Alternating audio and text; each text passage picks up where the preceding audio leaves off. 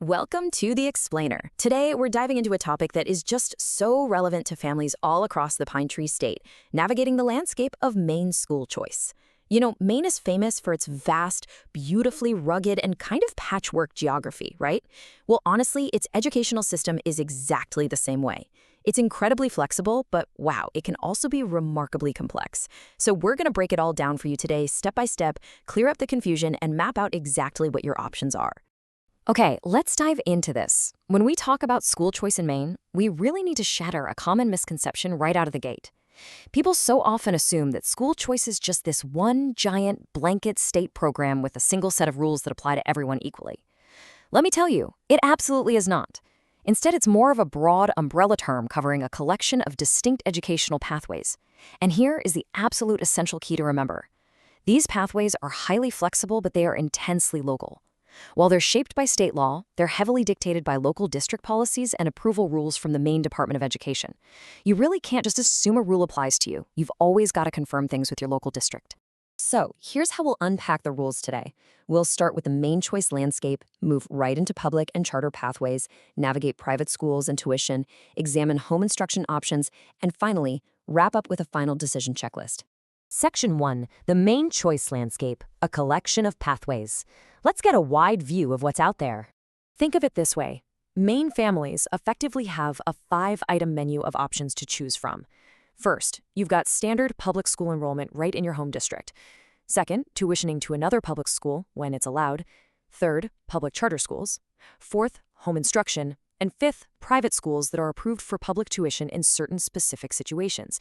It's literally like a restaurant menu where every single item is cooked in a completely different kitchen. Every item on this list comes with its own unique strings attached. Eligibility rules, enrollment deadlines, transportation, all of those funding arrangements vary dramatically for each specific pathway. Moving on to Section 2, Public and Charter Pathways. Time to explore the public options. So the crucial point is this. Just because a neighboring public school accepts your student doesn't mean it's free for you.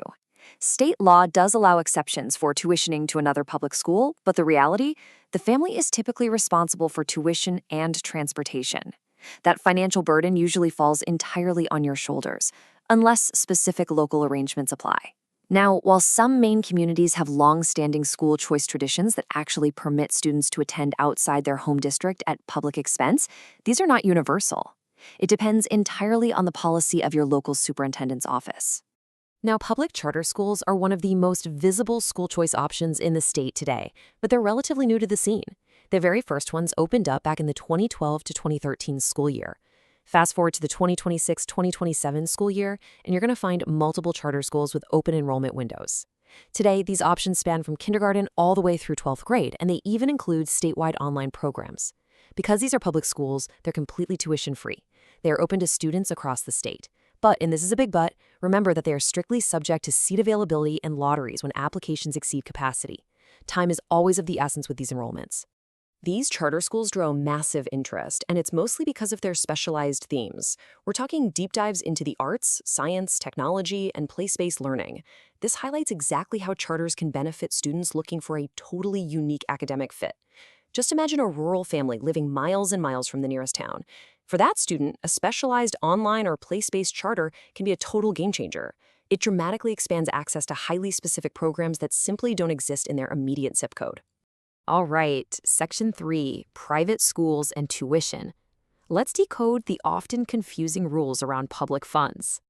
There is a hard, distinct line between these two private school categories, and confusing them can literally cost you. And this brilliantly illustrates why you have to pay attention to the details. On one hand, we have approved private schools. These can actually receive public tuition funds if your specific district allows it. On the other hand, we have equivalent instruction private schools. Now, these tick the legal box for compulsory attendance, so you fulfill the requirement to go to school, but they get absolutely zero public funding. Families must never assume public funding is automatically available just because a private school exists. You've got to verify if the school is fully approved and if your home district will even participate. Which brings us to Section 4, Home Instruction Options, balancing maximum flexibility with strict compliance. Home instruction basically gives you the keys to the classroom. You control the pacing, the curriculum, the schedule, the whole shebang. It can be a permanent educational path or maybe just a temporary supplemental arrangement. But listen, This isn't some under-the-radar option. The state still checks the map.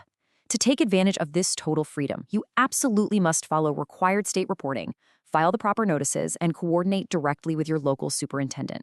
You really have to check the current Maine Department of Education guidance to ensure you're meeting all compliance steps before you even begin.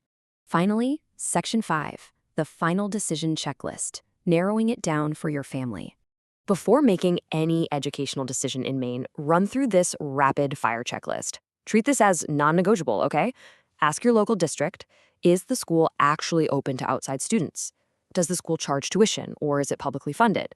If it's private, is it strictly approved to receive public tuition funds?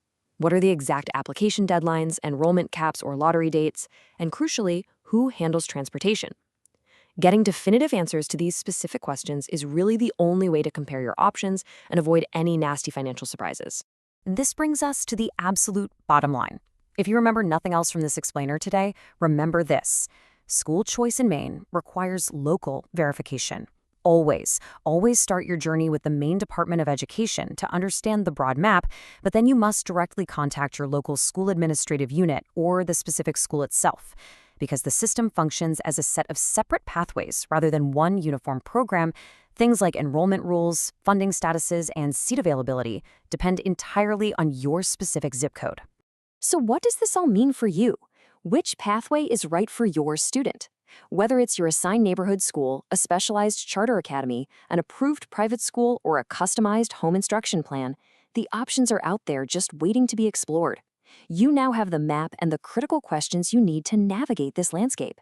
It's time to start your own local research, empower your family with knowledge, and find that perfect academic fit. Thanks so much for learning with us today.